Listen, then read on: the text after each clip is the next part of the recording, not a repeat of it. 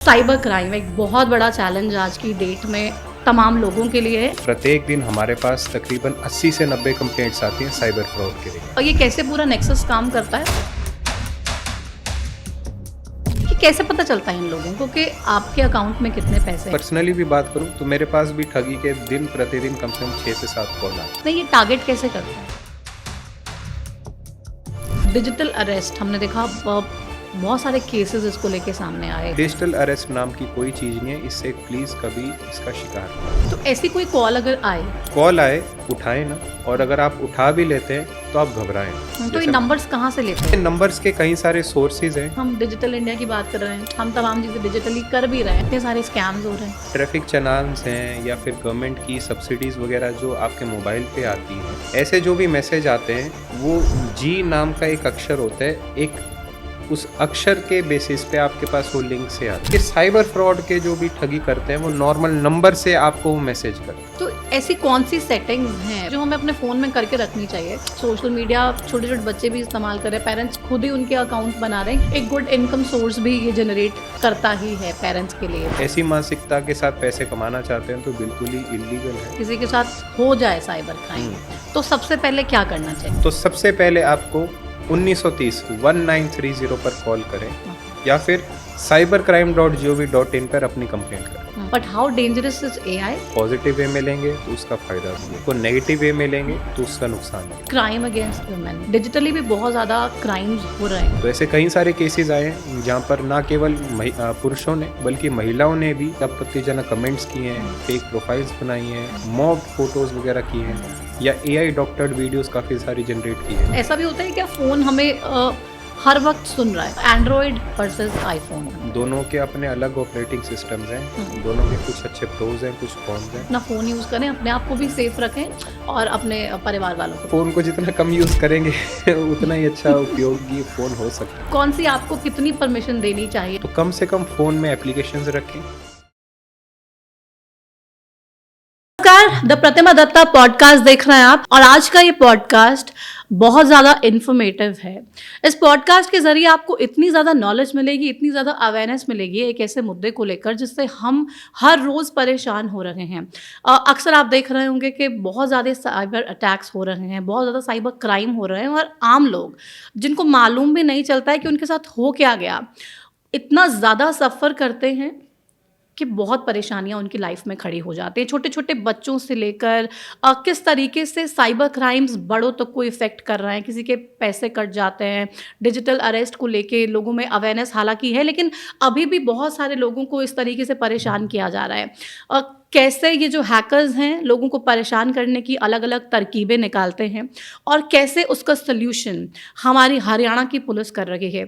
आज इस पॉडकास्ट में हमारे साथ जो गेस्ट हैं वो तमाम इन मसलों पर हमें जवाब देंगे और बताएंगे कि कैसे एक आम नागरिक अपने आप को सेव करके चल सकता है, कैसे हमारे फ़ोन से भले ही हमें सब कुछ इन्फॉर्मेशन मिल जाए, लेकिन इसी फ़ोन के ज़रिए हैकर्स हमारे तक पहुंचते हैं और हमें अलग अलग क्राइम्स के ज़रिए परेशान करते हैं और बहुत सारी प्रॉब्लम्स हमारी लाइफ में लेकर आते हैं। स्वागत कीजिए हमारे साथ प्रियांशु देवान जी हैं, एसीपी साइबर क्राइम गुरुग्राम, जो आज हमें इन तमाम क्वेश्चंस का आंसर देंगे और बताएंगे आप अपनी लाइफ इजी कैसे कर सकते हैं। बहुत स्वागत है आपका Priyanshu ji. Thank you so much. Cyber crime एक बहुत बड़ा चैलेंज आज की डेट में तमाम लोगों के लिए है, and I am sure police के लिए भी हो चुका है। सो इस सिचुएशन को कैसे देख रहे हैं आप। करेंटली जो प्रॉब्लम है कितनी बड़ी है। देखिए, अगर मैं गुरुग्राम की बात करूं तो प्रत्येक दिन हमारे पास तकरीबन 80 से 90 कंप्लेंट्स आती हैं साइबर फ्रॉड के रिगार्डिंग। और जो इसमें ठगी गई राशि है, तो वर्ष 2024 में प्रत्येक महीने ये जो ठगी हुई राशि थी सिर्फ गुरुग्राम से ही तकरीबन 33 से 34 करोड़ रुपए की थी। 34 करोड़ 34 करोड़ इन अ मंथ की। और काफ़ी ज़्यादा जो स्टेक होल्डर्स के एफर्ट से, पुलिस के भी जो अरेस्टिंग एंड मिटिगेशन सपोर्ट से, और इसके अलावा जितने भी अवेयरनेस आउटरीच इनिशिएटिव्स जो गुरुग्राम पुलिस ने लिए, तो हम कह सकते हैं कि वर्ष 2025 में ये घटकर प्रत्येक महीना तकरीबन 22 से 23 करोड़ रुपए रह गया। ओके। लेकिन फिर भी ये कि बहुत बड़ा नंबर है। और अगर आज का जो हम साइबर क्राइम की बात करें, you would be surprise to know, आपको क्या लगता है कि क्या कितने प्रतिशत जो साइबर क्राइम आज की टाइम पर हो रहे हैं इसमें हैकिंग होती है। 20-30%? देखिए पिछले 2.5-3 साल से जितनी मैं कंप्लेंट्स देख रहा हूँ, मुश्किल से मेरे पास 4 से 5 कंप्लेंट्स आए हैं जो प्रॉपर हैकिंग की हैं। अच्छा, हैकिंग की सिर्फ 4 से 5%? आज को जो साइबर क्राइम है उसमें हैकिंग होती ही नहीं है, because hacking is a multi million dollar industry. बहुत सारे रिसोर्सेज लगते हैं, बहुत ज़्यादा टेक्निकल एक्यूमेंट लगता है। तो जो आज का साइबर क्राइम है, it is more of social engineering attacks. मतलब जो साइबर क्रिमिनल्स हैं, ये आपकी भावनाओं के साथ खेल के, आपके कॉन्फिडेंस, आपके ट्रस्ट बिल्डिंग एक्टिविटीज़ करके आपके साथ ठगी करते ठगी हैं। कर रहे हैं। और बेसिकली मनुष्य की 3 बेसिक भावनाएं हैं, उसका डर, उसका लालच और उसकी बेवकूफ़ी। The fear, grid and ignorance. सिर्फ इन 3 कारणों की वजह से ही आज सारा का सारा साइबर क्राइम हो रहा है। और दूसरी जो अचंभा करने वाली बात है वो ये है कि जितने भी साइबर क्रिमिनल्स हैं, ये 10वीं 12वीं पास भी नहीं है, तो इनके तौर तरीके भी इतने हाई फाई नहीं है। तो ये हमारे ऊपर एक प्रश्न चिन्ह उठता है कि आज के समय में, क्योंकि जो भी साइबर फ्रॉड के शिकार हो रहे हैं, हम देखते हैं रोजमर्रा की जिंदगी में कि कोई डॉक्टर्स हैं, इंजीनियर्स हैं, रिटायर्ड ब्यूरोक्रेट्स हैं, डिफेंस मैं उसी पे पर्सनल्स आने हैं। वाली थी, क्योंकि एक जामतारा सीरीज थी जिसमें ये कैसे पूरा नेक्सस काम करता है वो हमने देखा। छोटे छोटे से बच्चे काम कर रहे हैं और लोगों को फ्रॉड के सहारे लूट रहे हैं, और बड़े बड़े लोग भी, कुछ नेता की बीवी भी, हालांकि वो तो ड्रामेटिक थी, जी बट जी जी that is real, you mean to say. मतलब ऐसा नहीं है कि जो लोग पढ़े लिखे नहीं हैं वो फ्रॉड का शिकार हो रहे हैं, पढ़े लिखे लोग भी शिकार हो रहे हैं। देखिए, अगर किसी व्यक्ति के साथ आप मान के चलिए, अगर 50 लाख या करोड़ों की ठगी हो रही है, तो एक बात तो बिल्कुल स्पष्ट है कि उसके पास सारे के सारे रिसोर्सेज, सारे के सारे संसाधनों से वो परिपूर्ण है। परिपूर्ण है। एक एजुकेटेड फैमिली में रहता है, एक अच्छी खासी नौकरी पेशा कर रहा है, तभी जाके उसके खातों में इतने पैसे हैं। तो ये एक भ्रम है कि सिर्फ अनपढ़ व्यक्तियों के साथ या फिर सिर्फ गांव देहात में फ्रॉड हो रहा है, जबकि इसके विपरीत जो मैं देख रहा हूँ कि शहरों में, जो कि बड़े शहर हैं, चाहे वो दिल्ली की बात की जाए, गुरुग्राम की बात की जाए, मुंबई की बात की जाए, यहाँ पर सबसे ज़्यादा ठगी हो रही है। क्योंकि यहाँ पर जो वॉल्यूम ऑफ साइबर क्राइम है, जैसे किसी के व्यक्ति की जितने बैंक बैलेंस में, जितना भी उसके खाते में पैसे हैं, अगर वो ज़्यादा है तो उसके साथ वो सबसे ज़्यादा ठगी हो रही है। और एक सोचने वाली बात ये भी है कि जो हम जैसे एनालाइज करते हैं अपना डेटा को और रिसर्च अपॉन करते हैं, तो सीनियर सिटीजन्स हैं जो सबसे ज़्यादा साइबर क्राइम के लिए प्रोन है। ओके, सीनियर सिटीजन सबसे ज़्यादा इफेक्टेड जी हैं। जी। तो उनको कैसे कि कैसे पता चलता है इन लोगों को कि आपके अकाउंट में कितने पैसे हैं, या आपको हम कैसे एक एपी की फाइल भेजकर, या आप कैसे परेशान कर सकते हैं, ये टारगेट कैसे करते हैं? अ, ऐसा नहीं है कि उनके पास कोई डेटा है, हालांकि डेटा वगैरह तो ज़रूर शेयर होता है, लेकिन अगर मैं अपनी पर्सनली भी बात करूं तो मेरे पास भी ठगी के दिन प्रतिदिन कम से कम 6 से 7 कॉल आते हैं। ओके। लेकिन क्योंकि एक जो आज का एक युवा वर्ग है, वो साइबर क्राइम के प्रति थोड़ा सा सजग हुआ है, थोड़ा सा उनके अंदर जागरूकता आई है, तो वो फिर भी साइबर क्राइम से बचने में सक्षम हो जाते हैं। लेकिन अगर मैं जो भी वृद्ध आयु के व्यक्ति हैं, जिनके पास कोई संसाधन नहीं है, जो कोई रिसोर्सेज या कोई इंफॉर्मेशन वहाँ तक नहीं पहुँच पाती है, वो सबसे ज़्यादा वल्नरेबल रहते हैं किसी भी प्रकार के साइबर क्राइम के। अब डिजिटल अरेस्ट हमने देखा, बहुत सारे केसेस इसको लेके सामने आए, बहुत सारे लोग कुछ ऐसे कदम उठाने के लिए भी मजबूर हो गए इस वजह से कि समाज में हम क्या मुंह दिखाएंगे। तो ये कैसे करते हैं, कैसे आपके माइंड को ये इतना ज़्यादा कैप्चर कर लेता है कि जो आप लोग कह रहे हैं, फ़ोन करके वीडियो कॉल पे कोई मुझे कुछ मतलब मुझसे कुछ नहीं करवा सकता है, बिल्कुल लेकिन बिल्कुल। कोई वीडियो कॉल कर रहा है, मैं उसकी तमाम बातें सुन रही हूँ, मान रही हूँ। How it works? आपने एक बहुत ही अच्छा एक सवाल उठाया है। और डिजिटल अरेस्ट जो आजकल मैं जितनी कंप्लेंट्स वगैरह देखता हूँ, तो 4 जो सबसे बड़े फ्रॉड्स चल रहे हैं उसमें डिजिटल अरेस्ट भी एक काफ़ी ज़्यादा जो चल रहा है साइबर फ्रॉड उनमें से है। और सबसे पहले सभी जितने भी श्रोताज हैं, जितने भी लोग ये देख रहे हैं, उनको मैं बताना चाहूँगा कि as per Indian legal system, भारतीय कानून प्रणाली के अनुसार डिजिटल अरेस्ट नाम की कोई चीज़ है ही नहीं। पुलिस हमेशा आपको फिजिकल अरेस्ट करती है, आपको समन्स देती है, वारंट देती है, ठीक है, और पुलिस स्टेशन बुलाती है। कभी भी आपने कभी ऐसे कोई पुलिस वाले को नहीं देखा होगा जो कि ऐसे वर्दी पहनकर वीडियो कॉल पर व्हाट्सएप या फिर स्काइप के ज़रिए आपसे बातचीत कर रहा है। तो प्लीज़ प्लीज़, मैं कई बार ये अपने अन्य प्रोग्राम्स में भी कह चुका हूँ कि डिजिटल अरेस्ट नाम की कोई चीज़ नहीं है, इससे प्लीज़ कभी इसका शिकार ना हो। जो हमने आए दिन देखने में आ रहा है, तो जितने भी वृद्ध नागरिक हैं, सीनियर सिटीजन्स हैं, जो कि गुरुग्राम जैसे शहर में अकेले फ्लैट्स में या फिर सोसाइटीज़ में रह रहे हैं, वो सबसे ज़्यादा वल्नरेबल है, क्योंकि उनके पास कोई भी एक माध्यम नहीं है कि अपने बच्चों से या अपने कहीं बैंक वगैरह जाकर किसी से कंफर्म किया जाए। और अगर आप के सबकी नॉलेज के लिए मैं बताना चाहूँगा कि जो डिजिटल अरेस्ट है बहुत ही एक स्क्रिप्ट दी जाती है, और उस स्क्रिप्ट के तरीके से ही सारे के सारे सवाल पूछे जाते हैं। जैसे कि आपके पास फ़ोन कॉल आता है कि हम कुरियर एजेंसी से बोल रहे हैं और आपके पार्सल में कुछ इलीगल सब्सटेंसेस मिली हैं, जैसे ड्रग्स हैं, नारकोटिक्स हैं, और आर्म्स एंड एम्यूनिशन है या फॉरेन करेंसी। या फिर वो कहेंगे कि हम टेलीफोन विभाग से बोल रहे हैं और आपके नाम से कोई एक सिम कार्ड इशू हुआ था, और वो जो सिम कार्ड है वो किसी ना किसी गैंगस्टर से या कोई मनी लॉन्ड्रिंग का कोई क्रिमिनल है उससे लिंक्ड है। उनके पास कुछ ना कुछ आपकी निजी जानकारी ज़रूर होती है, जैसे कि आपका आधार कार्ड, आपका प्लेस ऑफ रेजिडेंस, जिससे कि आपका वो विश्वास जीतते हैं। उसके बाद वो कहते हैं कि आपका जो हम ये फ़ोन कॉल है, ये हम अब मुंबई साइबर क्राइम में ट्रांसफ़र कर रहे हैं, जहाँ पर ये जो मुंबई के जो आला अधिकारी हैं, जैसे एसीपी विक्रम राठौड़ आपसे बात करेंगे। और जैसे ही आप वीडियो कॉल खोलते हैं तो वहाँ पर बिल्कुल जैसे मैंने वर्दी पहनी हुई है, तो कोई वर्दी पहना इंसान जिसके पीछे झंडे हैं, मूर्तियाँ वगैरह लगी हैं, इंटरकॉम वगैरह चल रहा है, वो आपसे बातचीत करता है और कहता है कि आप अगले समय के लिए डिजिटल अरेस्ट पर हैं, आप किसी से बात ना करें, और हमें लगता है कि आपके खाते में जितने भी पैसे हैं वह सारे के सारे फ्रॉड के पैसे हैं, तो आप घबराएं ना, हम आपकी सहायता के लिए, और कृपया करके अपने बैंक में जाकर ये पुलिस के खाते हैं इनमें पैसे ट्रांसफ़र कर दीजिए, ताकि हम वेरीफाई कर दें और 3-4 दिन में आपको लौटा दें। आपको हैरत अंगेज आप सभी के लिए होगा, लेकिन गुरुग्राम में ही तकरीबन 2-3 व्यक्तियों के साथ 1 करोड़ से ज़्यादा सिर्फ डिजिटल अरेस्ट में ही ठगी हुई। तो मतलब उन्होंने लिटरली बैंक में जाके खुद पैसे ट्रांसफर करवाए बिल्कुल बिल्कुल, क्योंकि इतनी जब बड़ी अमाउंट आ जाती है तो आप ना यूपीआई कर सकते, ना आईएमपीएस कर सकते।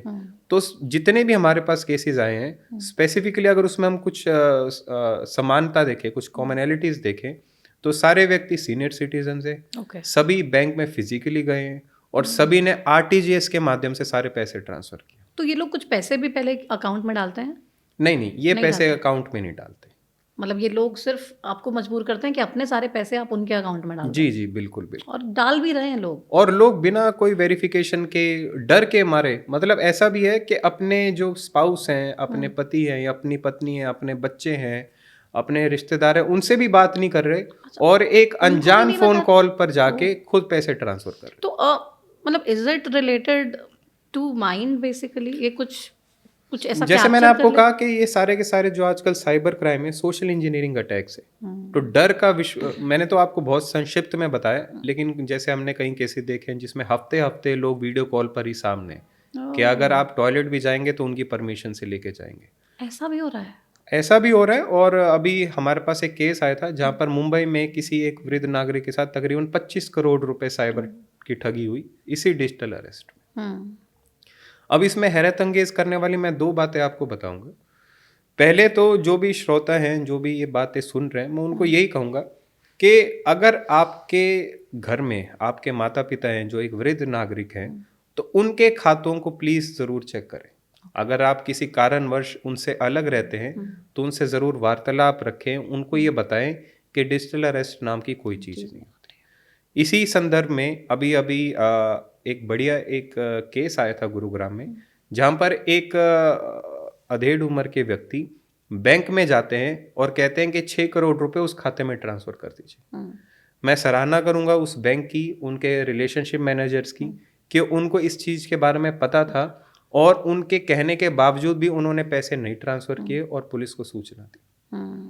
तो सभी के सभी जितने स्टेक होल्डर्स हैं, चाहे वो बैंक कर्मचारी हों, चाहे आपके बच्चे हों, चाहे आपके रिश्तेदार हों, उन तक ये बात ज़रूर पहुंचाएं कि डिजिटल अरेस्ट नाम की कोई चीज़ नहीं होती, और ऐसे प्लीज़ किसी को पैसे ना। तो पुलिस भी अब बैंक्स को भी अवेयर कर रही है, ऐसी कोई गाइडलाइंस उनको दे रही है कि रैंडमली अगर कोई आपके पास आए वॉक इन कि मेरे इतने सारे पैसे आप इस अकाउंट में डाल दीजिए, तो थॉरली चेक हो या मतलब प्रॉपर चेक और वेरिफिकेशन के बाद ही वो पैसे डाले जाएं? देखिए पुलिस हमेशा एक रिएक्टिव मेजर में आती है, जबकि फर्स्ट रिस्पॉन्डर किसी भी साइबर फ्रॉड के केस में बैंक होते हैं। बैंक होता है।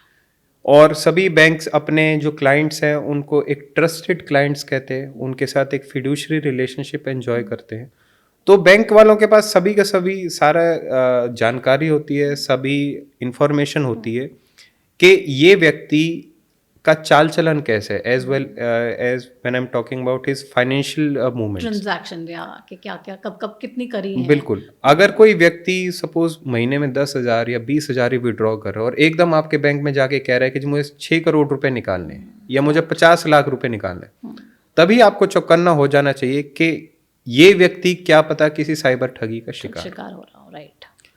बैंक की दूसरी सबसे अहम जिम्मेदारी ये भी है कि जो भी ये जो फ्रॉड के पैसे हैं जिन भी खातों में डलते हैं, आपको जान के अचंभा होगा कि वो जो खाता धारक है वो फाइनल बेनिफिशियरी नहीं है।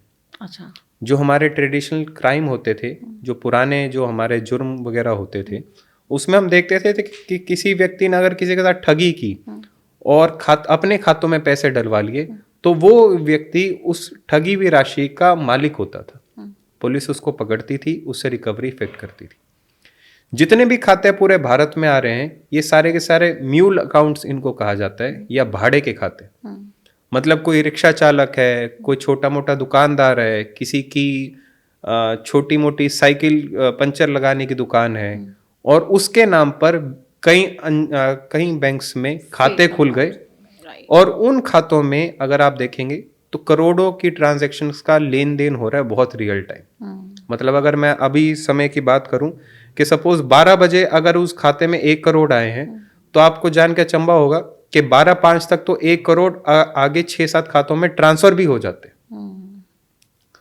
तो इसलिए मतलब सामने वाले को पता नहीं है, वो रिक्शा चलाने वाले को नहीं पता कि उसके अकाउंट में 6 करोड़ हैं या 7 करोड़ हैं। बिल्कुल और बिल्कुल जैसे अकाउंट में आए दूसरे लोगों ने तुरंत निकाल लिया। हाँ जी, मतलब उसको थोड़ा छोटा मोटा लालच दिया जाता है कि अगर आप 20,000 दे दीजिए और अपना खाता खुलवा लीजिए। ओके। क्योंकि ऐसे कई सारे दलाल हैं, ऐसे कई सारे क्रिमिनल हैं जो गरीबों का या किसी जरूरतमंद का मिसयूज करके खाता वगैरह लेते हैं। तो जनरली ऐसे केसेस में जिसका अकाउंट ओपन किया है उसको जानकारी होती है और उसको किसी तरीके से लालच देके उसका अकाउंट खोला जाता है। बिल्कुल बिल्कुल, जानकारी तो उसके पास होती है, लेकिन वो उस पूरी रकम का भागी मतलब बेनिफिशियरी नहीं होता।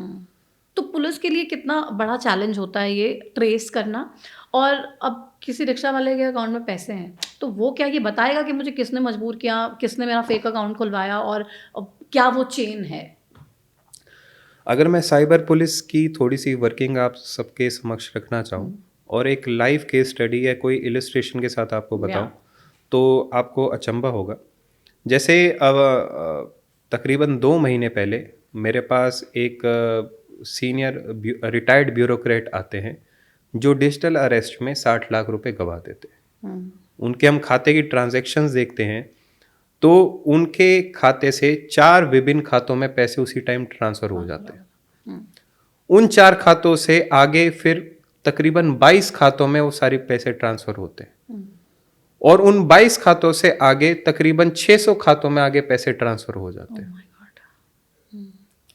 अब अगर इसमें पुलिस तफ्तीश करने लगे तो पहले अगर शुरुआत के 4 या फिर 22 खातों की तरफ अगर मैं थोड़ा सा लोगों का ध्यान दिलवाना चाहूँ, तो देखने में आता है कि एक खाता इसमें से दिल्ली का है, एक खाता इसमें गुजरात का है, एक खाता इसमें वेस्ट बंगाल का है, और एक खाता तमिलनाडु का।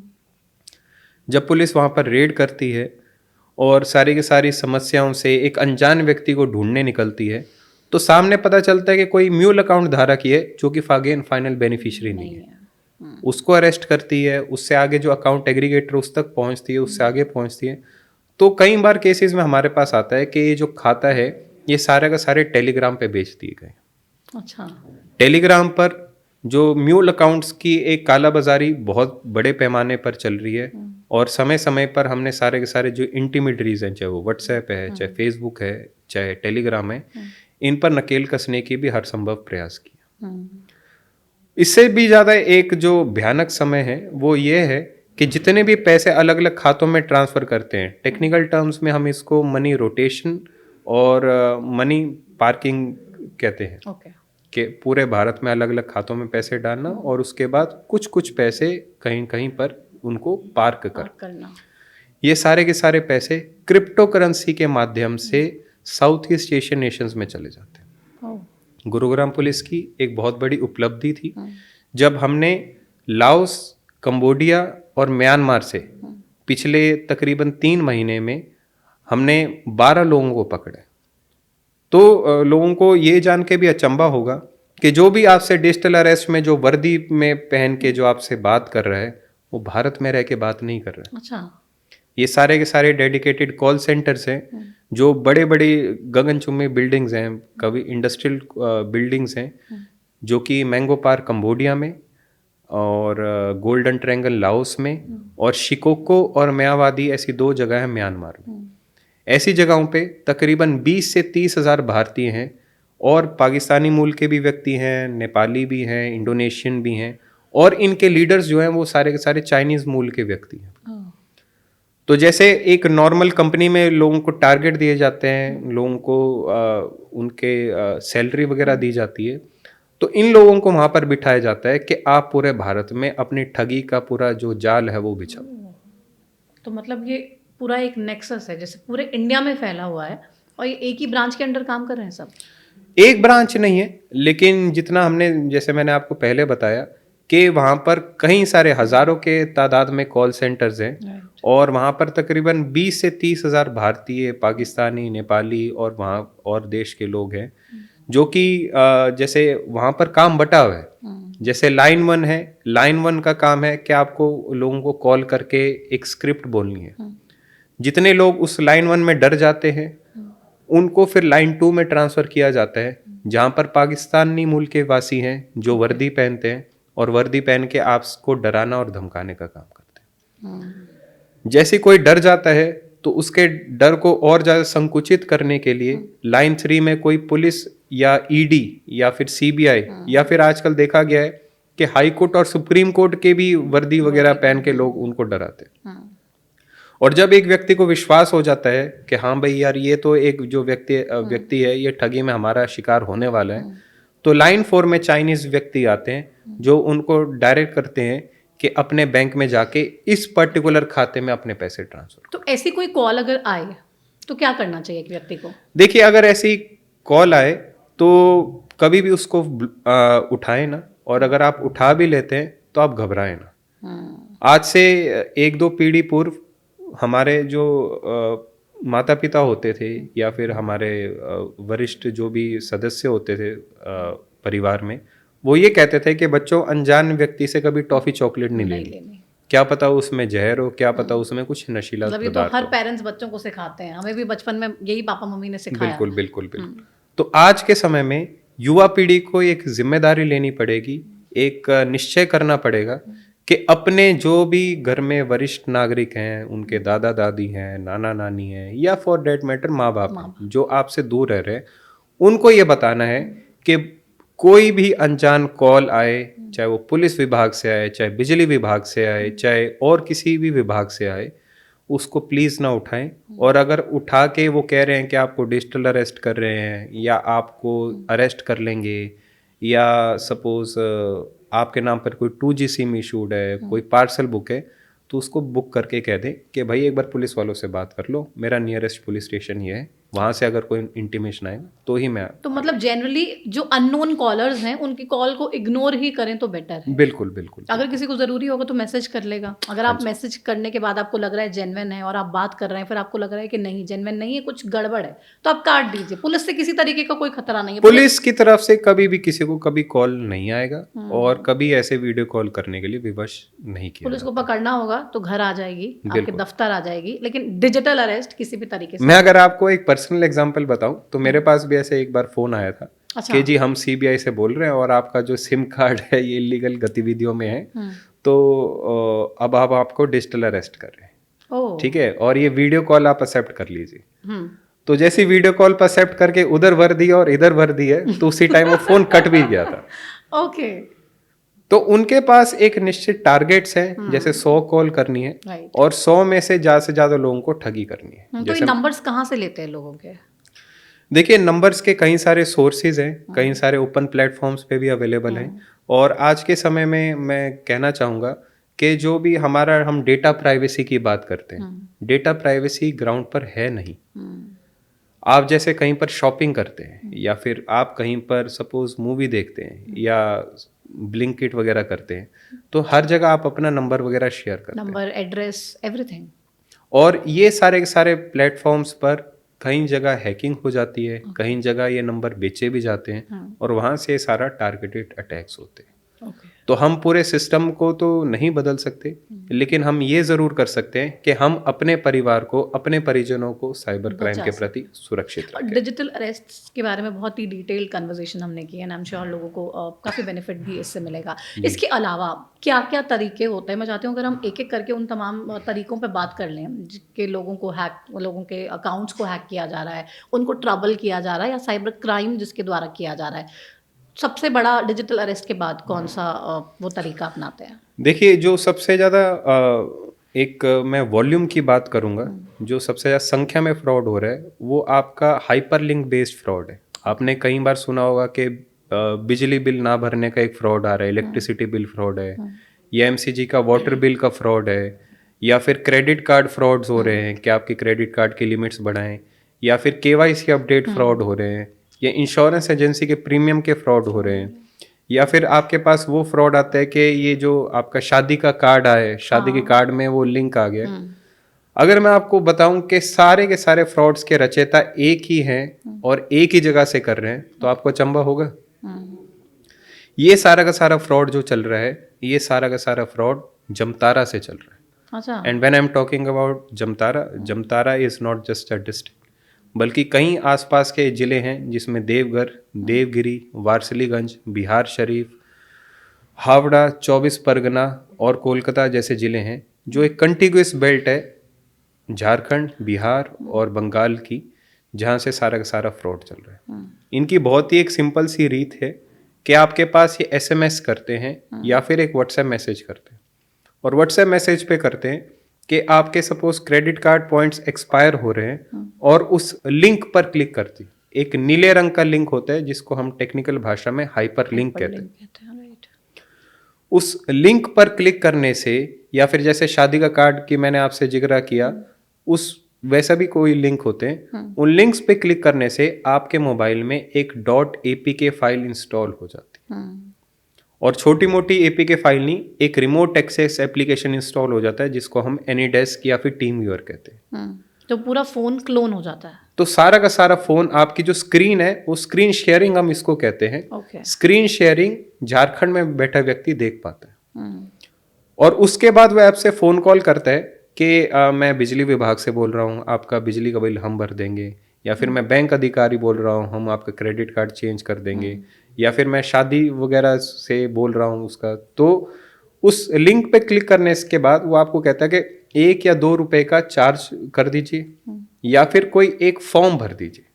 उस फॉर्म में आपकी बैंक की निजी जानकारी होती है, या फिर जैसे आप गूगल पे, सपोज आपने जीपे खोला और उस पर आपने पेमेंट की और आपने ओटीपी पिन भरा, तो झारखंड में बैठा व्यक्ति वो सारा पिन देख पाता है।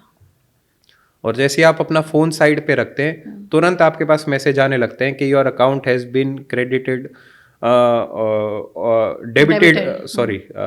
Your account has been debited of 25,000, 50,000, 1 lakh, 2 lakh. तो व्यक्ति को डर लग जाता है कि उसका फोन हैक हो गया। असलियत में उसका फोन कभी हैक नहीं हुआ, उसके फोन में एक एनीडेस्क नाम का एक एप्लीकेशन डल गया, जिसकी वजह से उसकी जो स्क्रीन है कोई और व्यक्ति देख पा रहा है।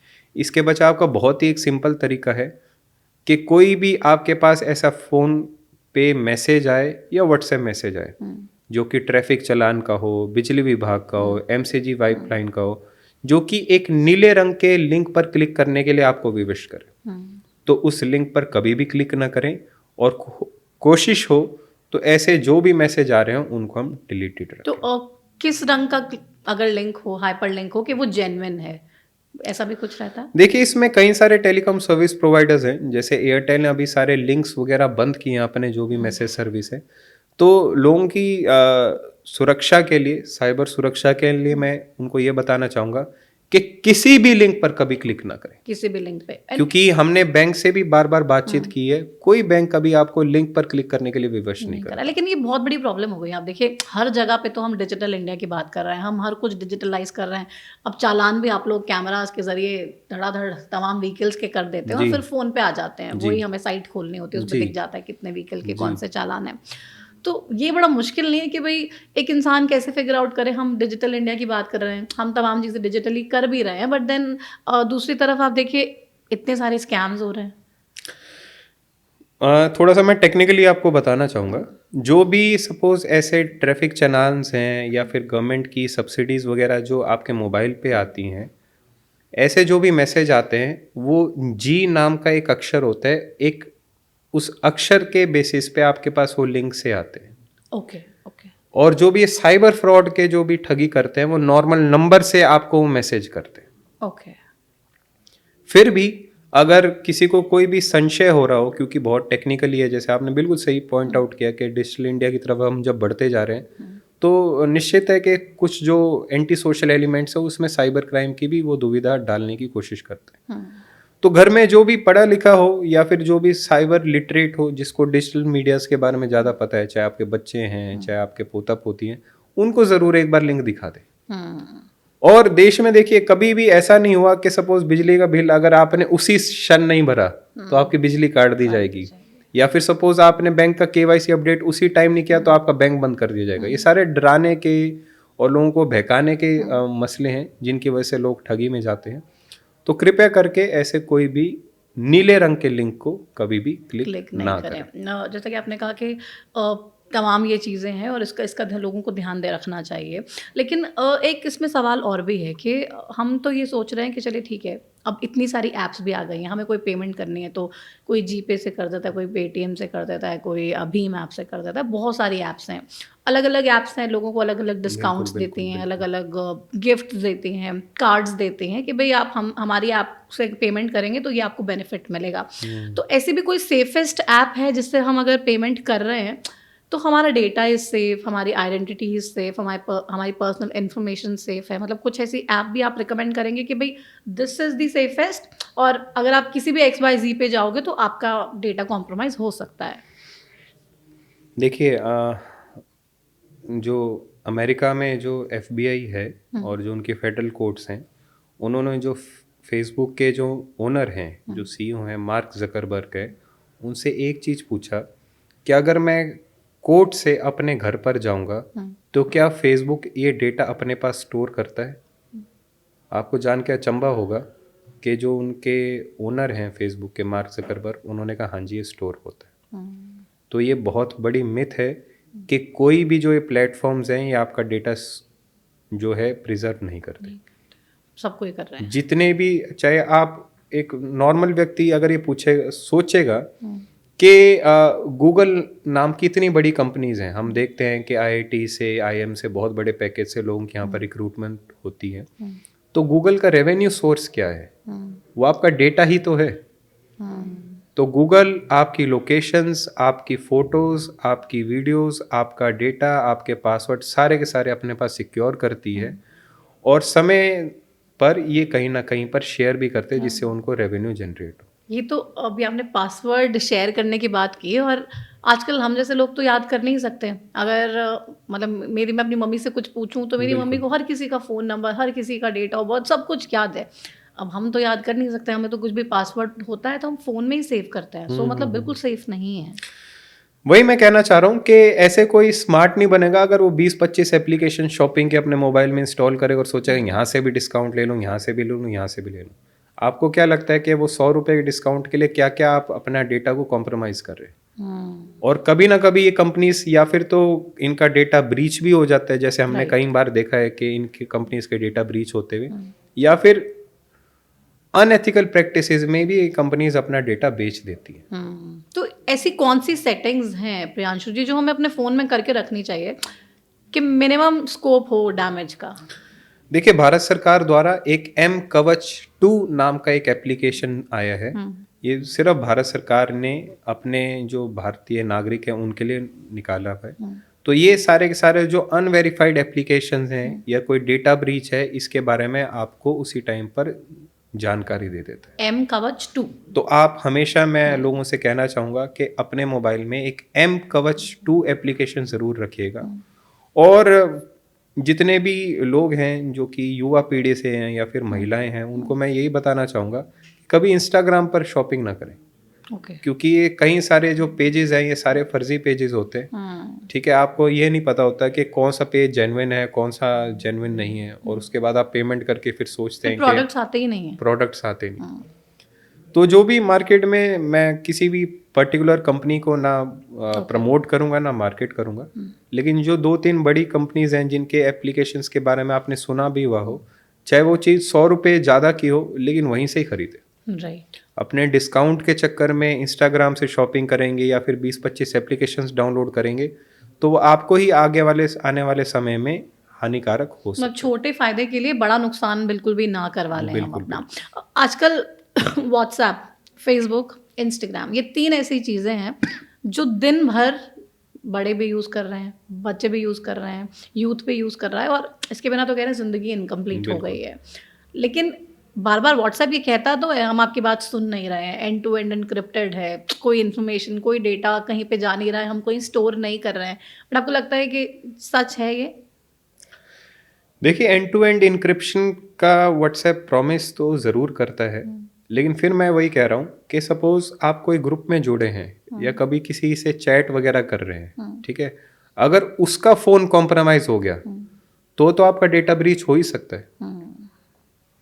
तो इसमें तो व्हाट्सएप कह देगा कि जी हमने तो 2 व्यक्तियों की जो चैट्स है उसको हमने सिक्योर किया था, लेकिन अगर दूसरा व्यक्ति सिक्योर्ड नहीं है, अननोन व्यक्ति है, जैसे कई सारे हमारे पास केसेस आते हैं स्कूल कॉलेजेस में, या फिर कई जो रिलेशनशिप गॉन सॉर के केसेस आते हैं जहाँ पर कोई महिला की मॉब्ड फोटो या कुछ ही सर्कुलेट करते हैं, तो उसमें भी कुछ ना व्यक्ति तो यही सोचता है कि मैंने अपने सिक्योर्ड प्लेटफॉर्म पे सब कुछ शेयर किया।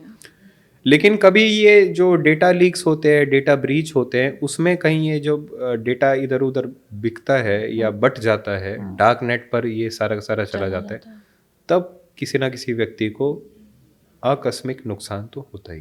आपने एम कवच की बात की, संचार साथी की भी बात हर तरफ हो रही थी, आपने जी, देखा। जी, जी। और विपक्ष तो ये कह रहा है कि भाई इसको स्पाई के लिए बनाया है गवर्नमेंट ने। तो संचार साथी मतलब इज इट सेफ, या फिर उससे गवर्नमेंट हमें स्पाई करेगी? क्योंकि लोगों के जहन में ये भी क्वेश्चन है, क्योंकि सरकार ने बोला कि भाई तमाम फ़ोन कंपनीज को प्री इंस्टॉल करना पड़ेगा इस ऐप को, जिसके बाद दबाव बढ़ा काफ़ी और फिर ये फैसला वापस लिया कि प्री इंस्टॉल नहीं करना है। But is it good for the security and safety of the common masses, like, या फिर गवर्नमेंट का इसके पीछे कोई और हिडन मोटिव हो सकता है? देखिए, मैं पॉलिटिकल डिबेट्स में तो नहीं पढ़ूंगा, लेकिन अगर संचार सारथी भारत सरकार द्वारा लेके आया गया है, जो कि एक आम नागरिक के लिए कुछ अच्छी सुविधाएं देने की बात कर रहा है, तो अगर इसमें डेटा प्राइवेसीज के पूरे लॉज हैं, पूरे रेगुलेशंस हैं, पूरे एक इंफ्रास्ट्रक्चर है, तो बिल्कुल ये एक भारत सरकार द्वारा एक सोची समझी इंफॉर्मेशन एक पॉलिसी मेकिंग के तहत ही ये सभी को दिया गया। जहाँ तक ये कहा जा रहा है कि इसके सहारे जो सरकार है वो आपको स्पाई करेगी, तो क्या गूगल, आपने अभी कुछ समय पहले कहा था कि व्हाट्सएप, फेसबुक, इंस्टाग्राम है, क्या ये स्पाई नहीं करती आपको? छोटी सी बात मैं आपको एग्जांपल के साथ देना चाहूँगा ताकि आपको रिलेट भी हो ये बात। सपोज आप गूगल पर विराट कोहली टाइप करें, या फिर सपोज आप लिखें कि मैं ट्रिप्स टू गोवा, और उसके बाद कोई भी एप्लीकेशन आप खोलेंगे तो ऊपर आपको क्रिकेट के रिगार्डिंग या फिर क्या कहते हैं, गोवा के रिगार्डिंग तरह तरह की चीजें आने लगेंगी। और भी अगर एक और एग्जांपल दूं, अगर आप सपोज अमेजन पे या फ्लिपकार्ट पे या स्नैपडील पर या और भी कोई भी प्लेटफॉर्म्स हैं, इस पर सपोज आप कोई मोबाइल सर्च करते हैं, तो जितने भी अन्य एप्लीकेशंस होंगे आपको उसको खोल के देखेंगे तो सभी पर आपको वो एप्लीकेशंस और भी मोबाइल के जो ऑल्टरनेटिव्स हैं उनके बारे में इंफॉर्मेशन आनी चाहिए। प्रियांशु जी, आप हैरान होंगे, मतलब टाइप करके सर्च करना तो is a different thing, is a separate thing. मतलब मैं अपने हस्बैंड से कोई बात भी करती हूँ फ़ोन, मतलब कुछ कहीं पे कुछ लेने की भी बात अगर होती है कि चलिए एक ये जैकेट ले लेते हैं या फिर हम कहीं ऐसा वेकेशन पे चलते हैं, लिटरली वही चीज़ें फ़ोन पे आती हैं। मतलब अगर मैं बात कर रही हूँ सिंगापुर की, तो सिंगापुर के होटल, सिंगापुर के डेस्टिनेशंस अलग-अलग कहाँ पे घूम सकते हैं, वो तमाम चीज़ें मेरे फ़ोन में सीधा रिफ्लेक्ट करते हैं। मतलब सर्च भी नहीं किया मैंने, सिर्फ अपने हस्बैंड से बात किया, अपने फ्रेंड से, कुछ भी ऐसा होता है तो ये चीज़ बहुत ज़्यादा हो रही है। तो वही मैं कह रहा हूँ कि जैसे आप कहते हैं सरकार आपको स्पाई कर रही है, सरकार आपके डेटा को देख रही है, तो ये तो सारी प्राइवेट एजेंसीज हैं जो आपके सारा डेटा को कॉम्प्रोमाइज़ कर रही हैं। और इसको हम अगेन टेक्निकल लैंग्वेज में इसको AI based machine learning models कहते हैं। राइट। मतलब कैसे हम मोबाइल को इतना ज़्यादा अच्छी, मतलब इतना निपुण बनाएं, इतना एडवांस बनाएं कि आप जो भी बोल रहे हैं, आप जो भी लिख रहे हैं, आप जो भी टाइप कर रहे हैं, वो उसको सीखे, मशीन उसको सीखे, तभी हम मशीन लर्निंग कहते हैं। और एआई आर्टिफिशियल इंटेलिजेंस मॉडल के तहत वो अलग अलग साइट्स पे आपको वही चीजें दिखनी शुरू हो रही हैं। एआई की अब बात कर रहे हैं तो एआई पे आते हैं, क्योंकि बहुत अच्छा लग रहा है लोगों को कि भाई एआई है, चुटकियों में तमाम चीज़ें हो रही हैं, लेकिन कितना ज़्यादा हार्मफुल है ये। कुछ भी फोटोज क्रिएट कर दे रहा है, कुछ भी वीडियोस आप इससे बनवा लो किसी भी तरीके की। हालांकि कहीं कहीं जगह पे कई चीज़ों को लेकर रिस्ट्रिक्शंस हैं, but how dangerous is AI. और साइबर क्राइम से अगर एआई को जोड़ के देखें, आप कितना बड़ा चैलेंज आम लोगों के लिए देखते हैं? देखिए, इसमें अगेन एक व्यक्ति के माइंडसेट की बात है। भगवान ने या फिर इंसान ने तो एक टेक्नोलॉजी का आविष्कार ही किया है। अब उसको अगर हम पॉजिटिव वे में लेंगे तो उसका फ़ायदा भी है, अगर उसको नेगेटिव वे में लेंगे तो उसका नुकसान भी है। कई सारे मेरे पास केसेस आए हैं जहाँ पर एआई से लोगों की फ़ोटो मॉर्फ करके या वॉइस मॉड्यूलेट करके लोगों के पास फ़ोन कॉल आए हैं या फिर उनको थ्रेट्स वगैरह है। तो बशर्ते एआई के ऐसे हार्मफुल इफ़ेक्ट्स भी हैं। लेकिन अगर मैं बात करूं तो कल ही मैंने कहीं पर एक चीज़ पढ़ी थी और लोगों को बताया भी कि your digital identity is real. जो भी आप फेसबुक पे, इंस्टाग्राम पर, चैट जीपीटी और भी कई सारे आ गए हैं आजकल मॉडल्स, उस पर जो भी चीज़ें आप लिख रहे हो या टाइप कर रहे हो, वो आपके अभिव्यक्ति, आपके जो व्यक्तित्व है उसको रिफ्लेक्ट करता है।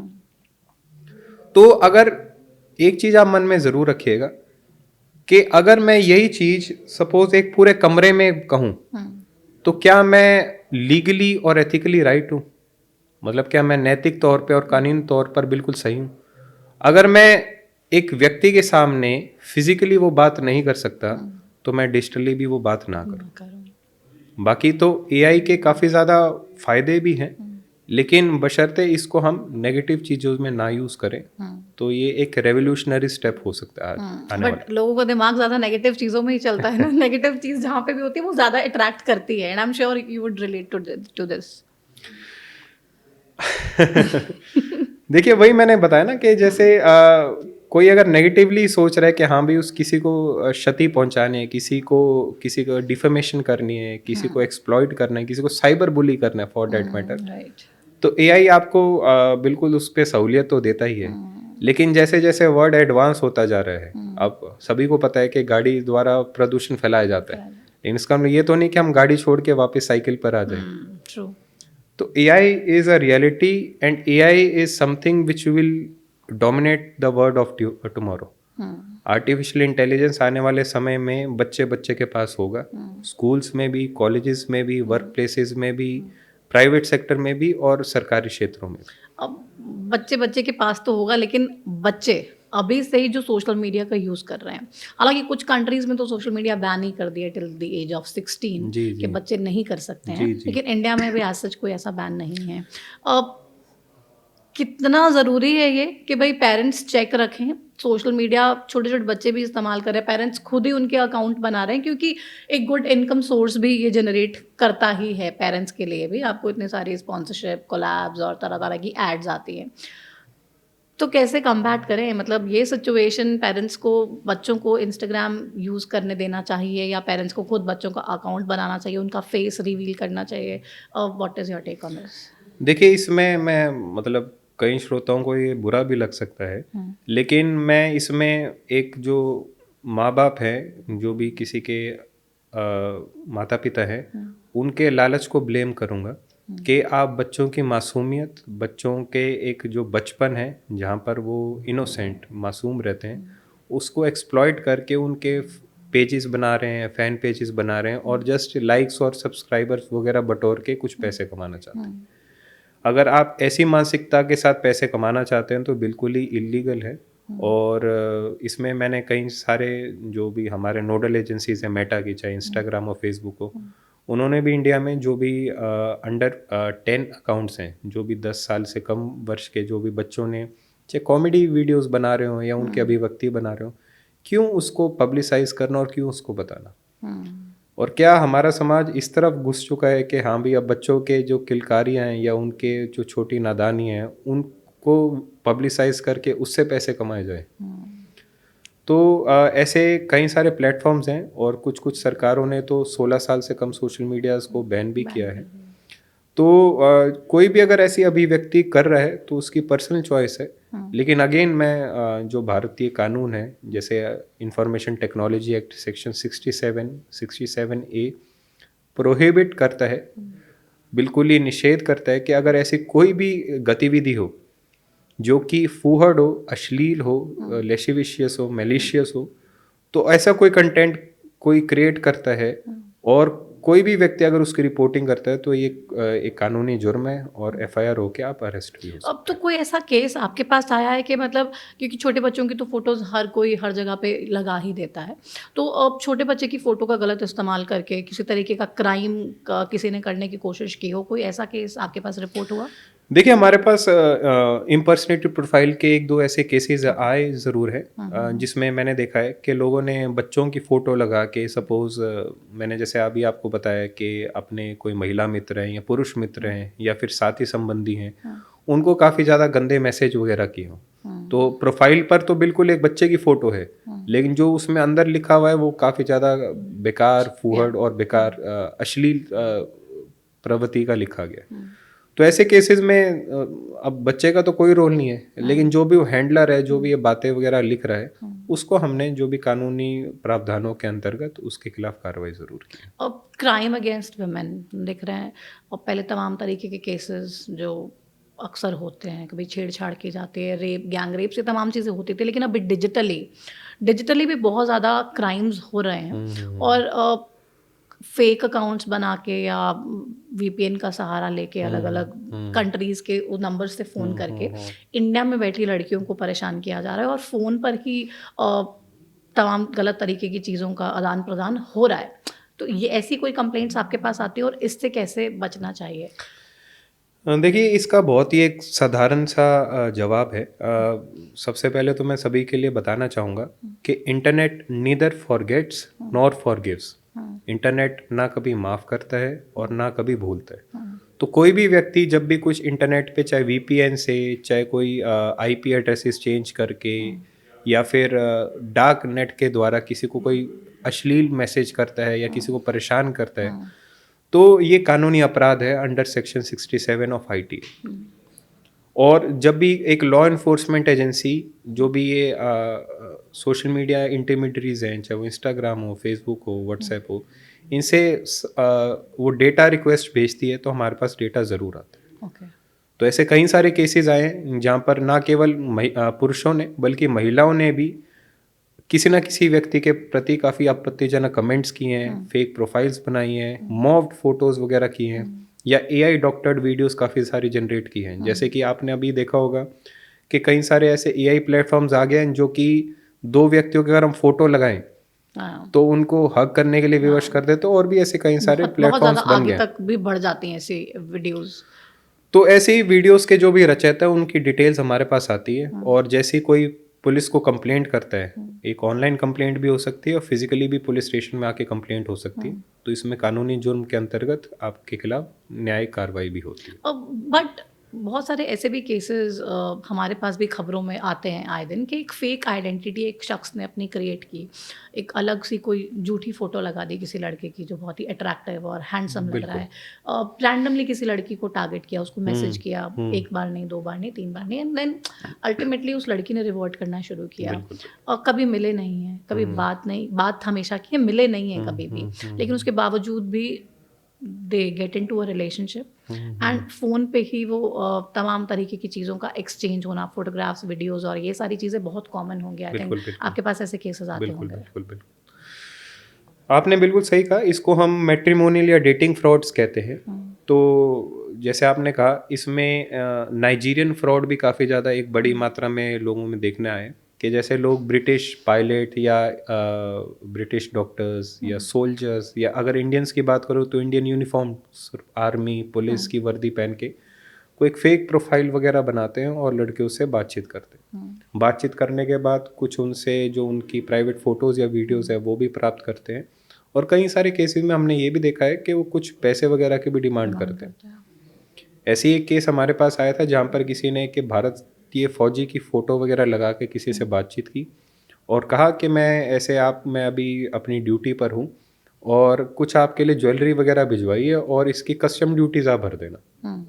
उस कस्टम ड्यूटीज़ के लिए ही एक व्यक्ति ने तकरीबन 25 लाख रुपए ऐसी भरती है अनजान व्यक्ति की। तो मैं मतलब महिला स्पेसिफिक अगर जितनी भी महिलाएं हैं उनसे यही कहना चाहूँगा कि कोई भी ऐसे अनजान व्यक्ति पे कभी भी विश्वास ना करें, कभी इस पे पूरा अपने जो प्राइवेट डेटा है, आपके जो है फोटोज़ हैं, वीडियोज़ है, कभी ऐसे व्यक्ति से कभी शेयर ना करें। बल्कि मैं तो एक स्टेप बढ़कर ये भी कहूँगा कि अगर कोई जानकार व्यक्ति भी है आपका, उसके साथ भी कभी कोई प्राइवेट फ़ोटो या वीडियोस शेयर ना करें, क्योंकि जब भी आप ये कुछ फ़ोटोज़ जो कि आप एक पब्लिक प्लेटफॉर्म्स पे नहीं शेयर कर सकते, वो खींचते हैं या फिर कोई डिसेमिनेट करते हैं, तो चाहे आप फ़ोन अपना रीसेट कर लें, चाहे आप अपना फ़ोन को बार बार फैक्ट्री रीसेट कर लें, लेकिन फ़ोन में आपके एक स्पेसेस होती हैं जिसको हम रैम कहते हैं, उस रैम में जाके कहीं ना कहीं वो फोटोज प्रिजर्व जरूर हो जाती है। अच्छा, फ़ोन में आप चाहे कितना भी फैक्ट्री डेटा रीसेट कर लीजिए, जी, फ़ोन को फॉर्मेट कर लीजिए, लेकिन फॉर्मेट नहीं होता है। हाँ जी, जो अच्छी कुछ टेक्नोलॉजीज है जिनके थ्रू ये सारा का सारा एक हैश वैल्यूज का कॉन्सेप्ट आता है, तो हैश वैल्यू के अंतर्गत ये सारी की सारी फोटोज को जो बड़े क्रिमिनल हैं या जो बड़े एथिकल हैकर्स हैं या अनएथिकल हैकर्स हैं, वो इसको एक्सप्लॉइट भी कर सकते हैं और रिस्टोर भी कर सकते हैं। एक सोशल मीडिया इन्फ्लुएंसर कपल ही था, कुल्हड़ कपल, अगर आपने सुना हो तो। उनका प्राइवेट वीडियो लीक हुआ, हालांकि वो कह रहे थे हमने नहीं किया है, किसी फ्रेंड ने ऐसे कर दिया। सो ये सिचुएशन लोग समझते क्यों नहीं है? मतलब why to record such content on their phone? आप अननोन है, बात अलग है, या जो भी आपने कर दिया, बट एक हस्बैंड वाइफ आप इस तरीके की वीडियोस बना रहे हैं और फिर वो लीक हो रही हैं और आपको रिपरकशंस फेस करने पड़ रहा है। देखिए, ये तो वही दो कपल बता पाएंगे कि उन्होंने क्यों वीडियो बनाई, क्यों वो लीक की, लेकिन मैं इसमें बिल्कुल ही मेरे कॉन्सेप्ट सारे के सारे क्लियर हैं कि ऐसी कभी प्राइवेट फ़ोटोज़, मतलब कोई अनजान व्यक्ति तो क्या, जानकार के साथ भी आपने कभी नहीं खींचनी चाहिए। क्योंकि अगर फ़ोन आप सोचते हैं फैक्ट्री रीसेट के बाद वो सारी चीज़ें हट जाएंगी, तो कई सारे ऐसे सॉफ्टवेयर्स हैं, ठीक है, ऐसे कई सारी टेक्निक्स हैं जिनसे वो सारी रिस्टोर की जा सकती है। तो मतलब ऐसा भी होता है क्या फ़ोन हमें हर वक्त सुन रहा है? मतलब जैसे कि फ़ोन लॉक्ड है लेकिन ये कैमरा कोई एक्सेस कर सकता है, क्योंकि आजकल ये बहुत चीज़ चल रही है कि फ़ोन यहाँ पड़ा है तो anybody can access this camera, anybody can listen to what I am saying. देखिए, जैसे ही आप कोई एप्लीकेशन इंस्टॉल करते हैं तो कुछ वो एक्सेस परमिशंस मांगते हैं, जैसे access to your microphone, access to your camera, access to your contact list, access to location, gallery, सब एवरीथिंग। तो जब भी आप कोई एप्लीकेशन इंस्टॉल करते हैं तो ये हम जनरली देखते हैं कि टर्म्स एंड कंडीशन और जल्दी स्क्रॉल किया और लास्ट में टिक कर दिया, आई हैव रीड, ठीक है। कोई अगर परमिशन मांग रहा हो तो सारी जैसे उसने टिक कर रखे तो आई हैव एक्सेप्टेड और वो सारा का सारा टिक।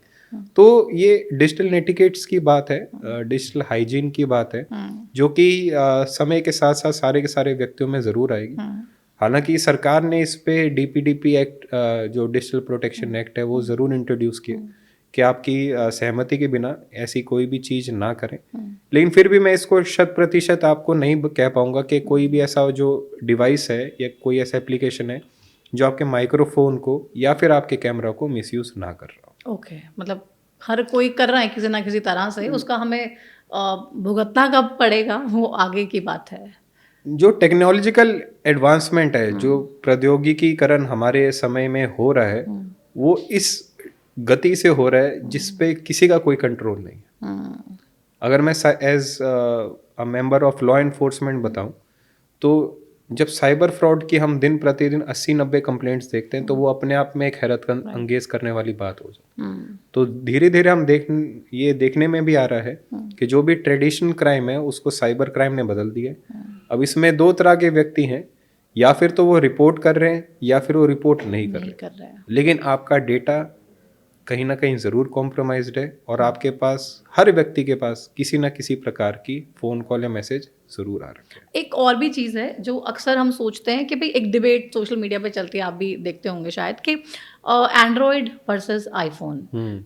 लोग सोचते हैं कि भाई Android is not safe, iPhone is may be more safe और मोर बेटर टू यूज़। सो आपका कुछ से है कि ऐसा होता है कि एंड्रॉयड है तो भाई हम बहुत ही ज़्यादा मुसीबत में हैं, और आईफोन है तो हम बचे हुए हैं, कोई दिक्कत नहीं आईफोन है नहीं, तो। ऐसा मैं कोई इसमें ज़्यादा डिफरेंस नहीं मांगता। नहीं मानते हैं। दोनों के अपने अलग ऑपरेटिंग सिस्टम्स हैं, दोनों के कुछ अच्छे प्रोज हैं, कुछ कॉन्स हैं, लेकिन ये मार्केट में कुछ इन्फ्लुएंसर्स हैं, कुछ डिजिटल मार्केटिंग इन्फ्लुएंसर्स हैं जो कहते हैं कि एप्पल ज़्यादा सेफ है, एप्पल के प्लेटफॉर्म ज़्यादा सिक्योर्ड है।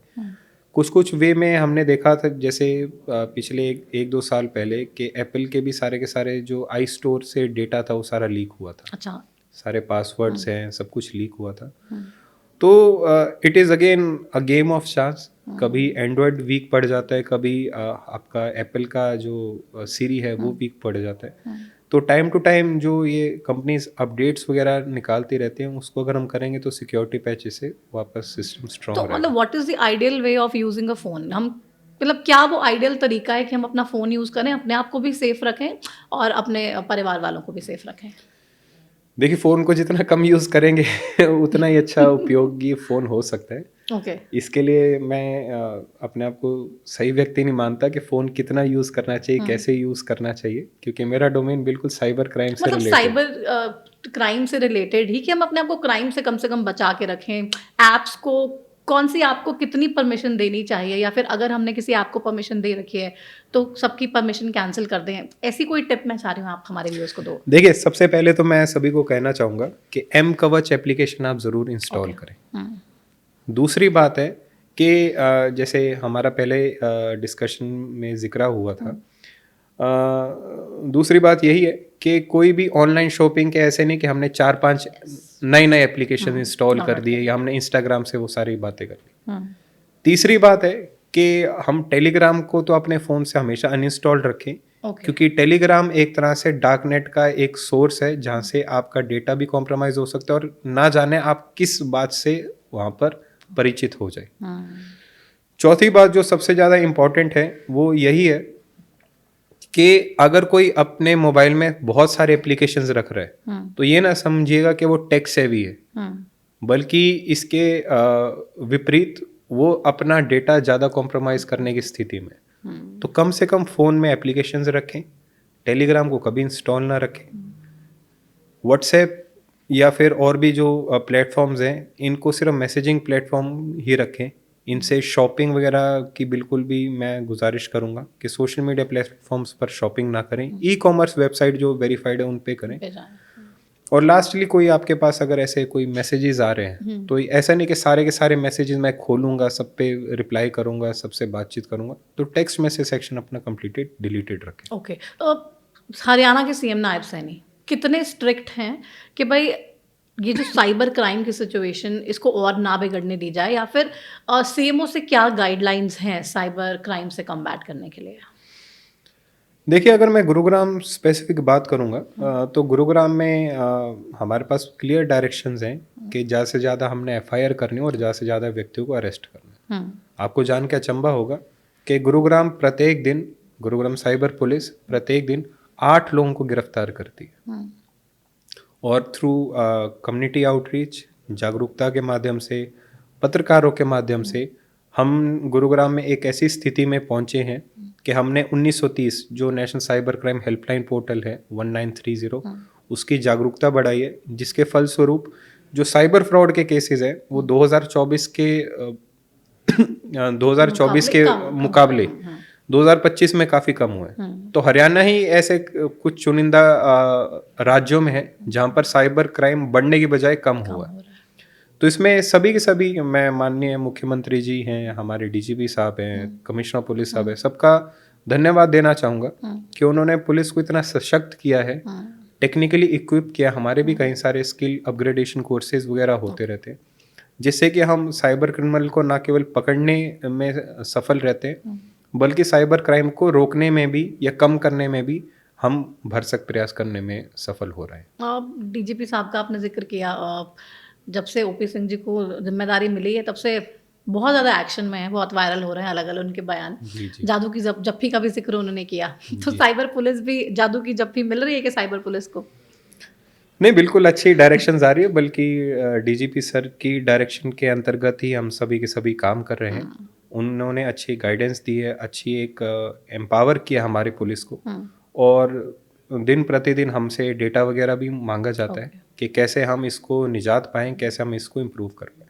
तो अगर मैं गुरुग्राम साइबर पुलिस की बात करूं तो हम तीन जो स्तंभ हैं उन पर काम कर रहे हैं। सबसे पहला तो हम है कि डिटेक्शन एंड मिटिगेशन पे बहुत ज़्यादा हमारा एफर्ट रहता है, फोकस रहता है।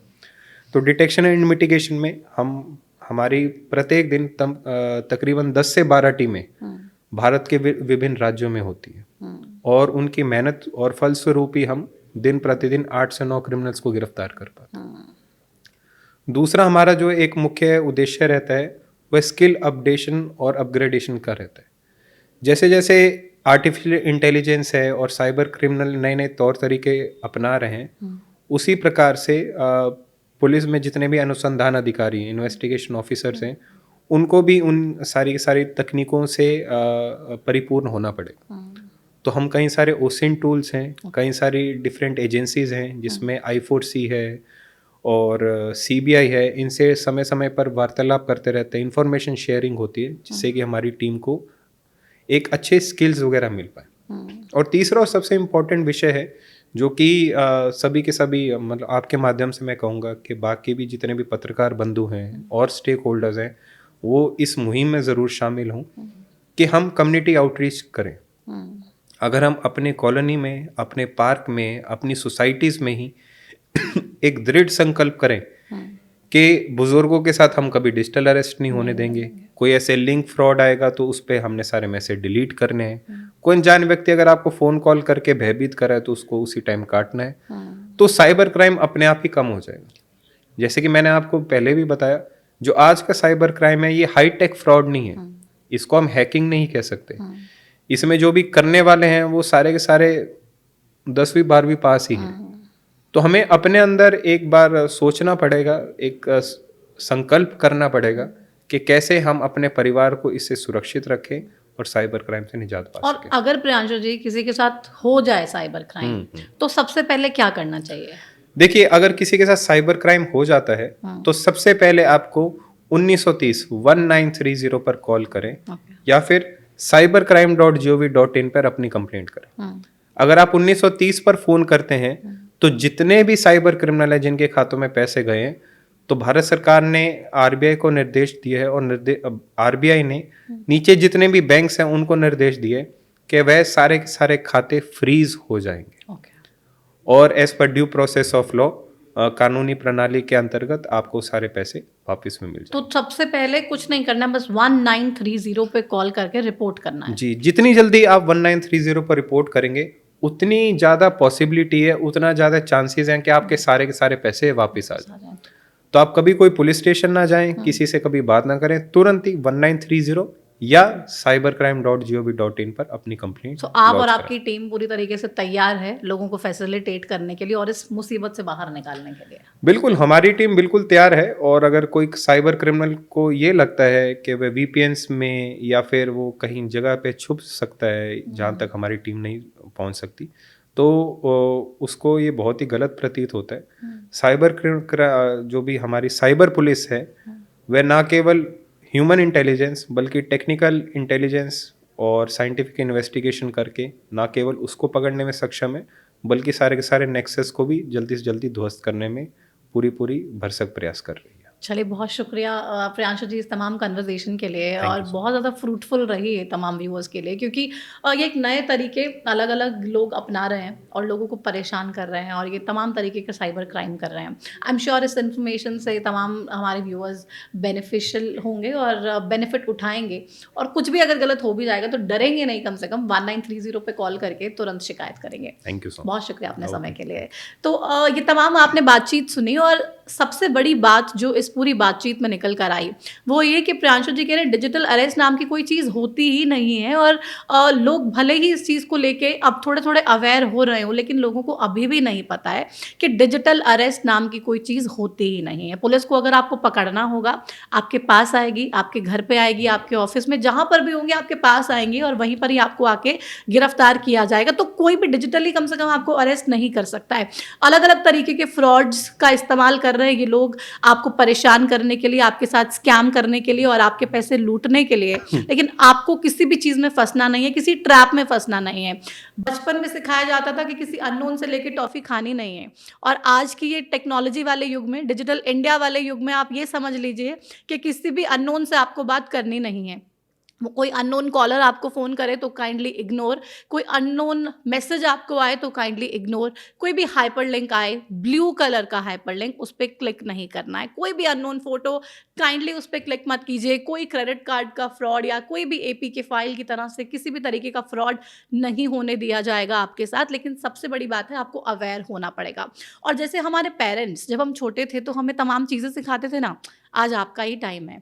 आज आपको अपने पेरेंट्स को, अपने दादा-दादी, नाना-नानी, माता-पिता सबको ये बताना है, समझाना है कि किसी भी तरीके का कोई ओटीपी किसी के साथ शेयर नहीं करना है। डिजिटल अरेस्ट को लेके उनको अवेयर करना है, ताकि हम कम से कम कुछ दे तो पाएँ अपने बड़े-बुज़ुर्गों को, जिन्होंने हमारी लाइफ़ में हमें सब कुछ दे दिया। और अब टेक्नोलॉजी से कैसे फ़ाइट करके अपने आप को नुकसान होने से बचाना है, ये हमें सिखाना पड़ेगा अपने बड़ों को, और इस तमाम चीज़ों से बचाना पड़ेगा। कोशिश ये भी कीजिए आप कि आस-पास जितने भी लोग हों, इस इन्फॉर्मेशन के, इस पॉडकास्ट के ज़रिए जितनी भी चीज़ें हमें प्रियांशु जी ने बताई, अगर आप उसका 20% भी शेयर करने की कोशिश करेंगे तो बहुत ज़्यादा बेनिफिशियल ये हम सबके लिए रहेगा, और पुलिस को भी मदद मिलेगी। साइबर क्राइम के केसेस जो लगातार कम हो रहे हैं वो भी कम होंगे, और आप, सबसे बड़ी बात है, मुसीबत में फंसेंगे ही नहीं। बहुत शुक्रिया इस पूरे एपिसोड को देखने के लिए, और ये वीडियो ज़रूर शेयर कीजिएगा। सोशल मीडिया पर अगर देख रहे हैं तो ये तमाम लोगों के साथ ज़रूर शेयर कीजिएगा, और अगर टीवी के माध्यम से देख रहे हैं तो भी आप तमाम लोगों तक ये जानकारी ज़रूर पहुंचाइएगा। हमारी गुरुग्राम पुलिस, हरियाणा की गवर्नमेंट लगी हुई है आपको बचाने के लिए।